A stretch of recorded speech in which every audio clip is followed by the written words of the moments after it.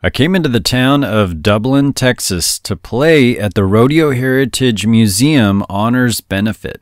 Dublin is a small town of between 3,000 and 4,000 people with a long history. It's located about 90 miles from Fort Worth. Its closest kind of bigger city is Stephenville. And being called Dublin, there's a bit of an Irish reference there, of course, and it's known as the Irish capital of Texas. It's got small town charm, and the history is represented by a number of museums that they have right there in the downtown kind of major strip of Dublin.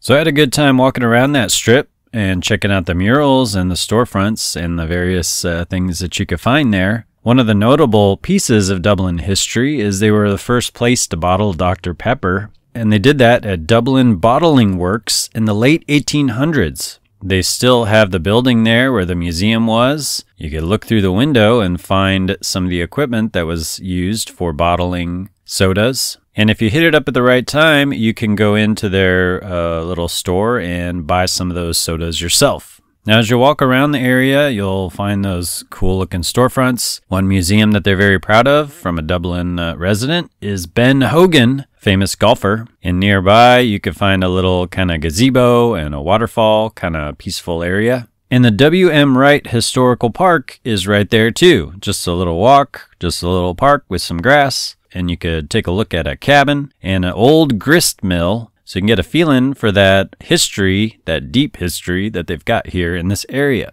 Now, there are some places where you can find some music in Dublin. One of them was Lucky Vine's Vineyard. I just stopped by there, and Blake Mayer was playing. Another place that features music is Red Barrel Bar and Grill. Ultimately, I went looking for some food, and I found Granny Clark's Grill, and they had a buffet going on there. Ribs and some potatoes and mac and cheese and squash and banana pudding and peach cobbler. They had all the things there. It was really good. And then I went down to the main place, the Dublin Rodeo Heritage Museum, and I wanted to learn about that history. I was greeted by Carolyn Harbin right inside, and thanks to her for the tour and for having me play this event. The museum helps people remember about the rodeo history of Dublin, which was started by Everett Colborn when he came to Dublin in 1937, and he started the ranch called the Lightning Sea Ranch. It was the largest ranch for rodeo at the time.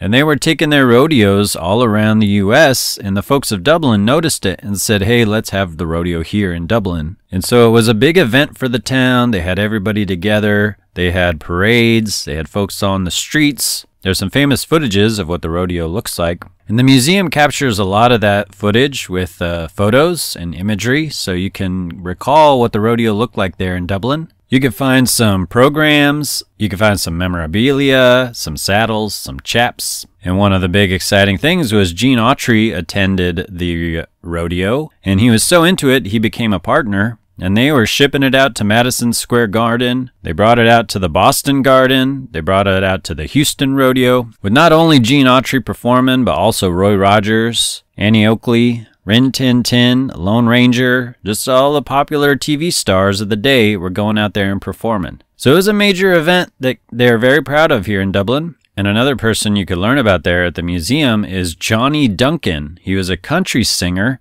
He popularized some country hits in the 1970s. He was born in Dublin, 14 albums, 30 chart singles, and he wrote songs with big names like Charlie Pride, Marty Robbins, Chet Atkins, Conway Twitty. So they're very proud of him here, and not only do they feature his t-shirt and a suit that he wore at a famous awards ceremony, but they'll be honoring him at the Rodeo Heritage Museum's Honors Benefit tonight. He was a living example of Gene Autry's cowboy code.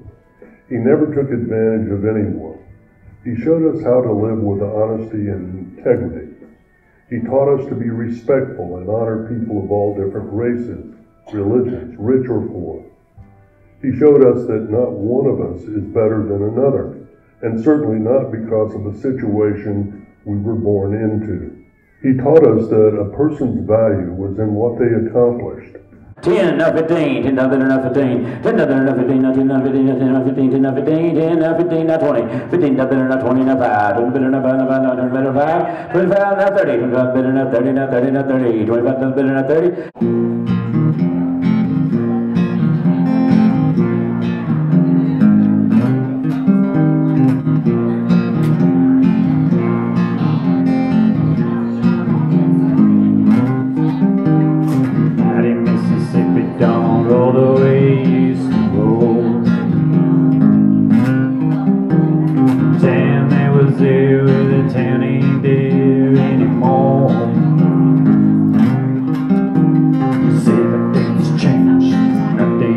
same, and most things are forgotten. Everything's changed and nothing's the same, at least in the life I'm living.